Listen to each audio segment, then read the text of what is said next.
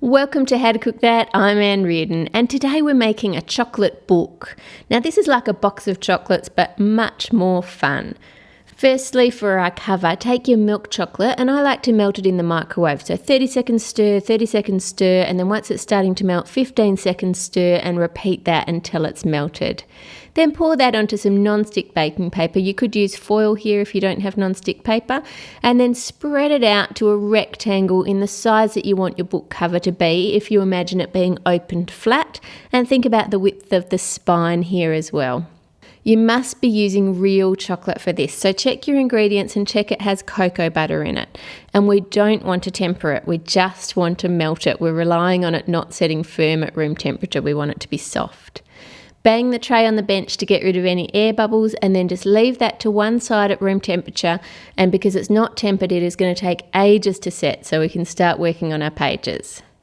To make your pages, first of all, draw a template the size that you want them to be. Then place some non-stick baking paper over the top and pour on some melted white compound or fake chocolate. Now this is chocolate that doesn't contain cocoa butter, so this time I want you to read the ingredients and look for something that has vegetable fat and not cocoa butter. This doesn't need tempering to make it set crisp. Place a second sheet of baking paper over the top and gently rub it with your fingers to remove any of those air bubbles.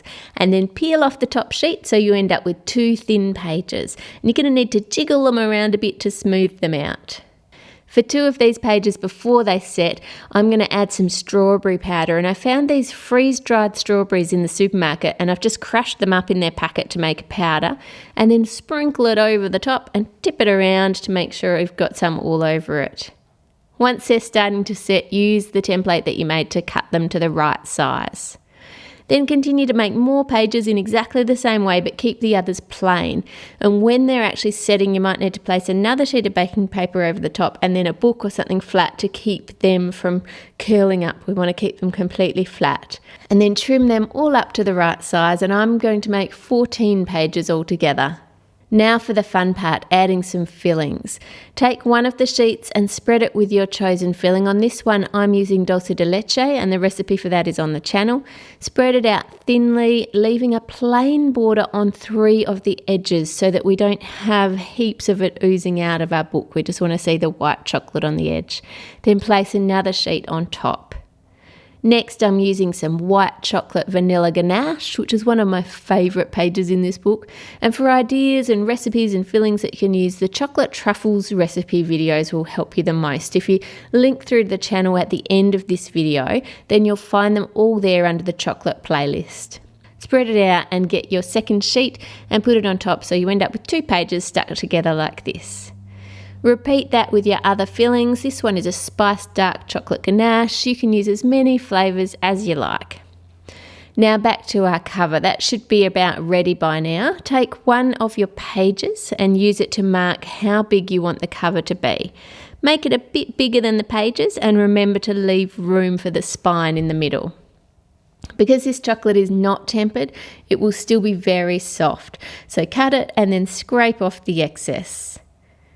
Put all your pages into place. I started with a blank one so it can stick to the cover, then caramel, vanilla ganache, spiced dark chocolate, strawberry, vanilla, strawberry, caramel, and then finishing with another plain one.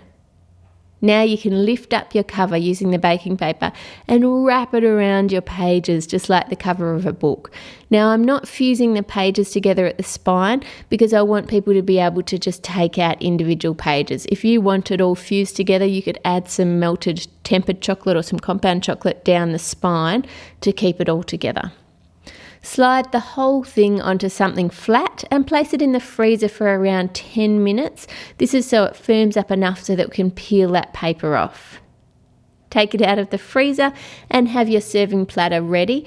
Unwrap the book and place it onto the platter. Now once your cover softens again, you won't be able to move it, so make sure it's where you want it to be. And while it's still firm, use a sharp knife to trim off any rough bits from the edges of your chocolate cover. Now wait for that chocolate to come to room temperature and soften up again. If you live somewhere very cold, you may need to have a heater on in the room for it to come soft enough for what we want to do next. Then take a rubber stamp and push down gently into the cover to make an indent. Now you can of course write whatever you like. I'm writing How to Cook That on the front of mine. Then on the spine of the book, I'm using the back of the stamp here. You can use anything that's rectangular, and I'm just making indents and then leaving a little space, making another indent so it looks like the back of an old leather book. Now roll out a tiny amount of fondant and cut it into a skinny rectangle to make a ribbon. Take a V out of one end and then pick that up and add it in between a couple of your pages. Then serve it as a dessert with hot drinks and strawberries.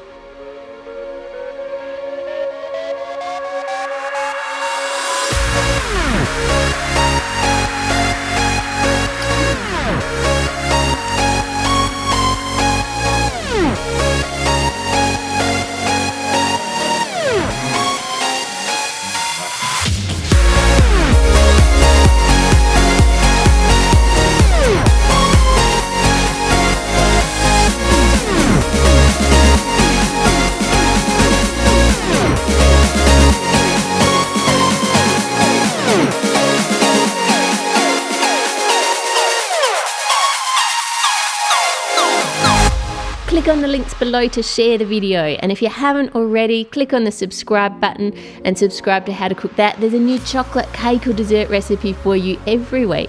Click here to go to the channel page to get those chocolate truffle recipe videos, here for last week's Dora cake, and here to go to the website for all the recipe details. You're awesome, have a great week, and I'll see you on Friday.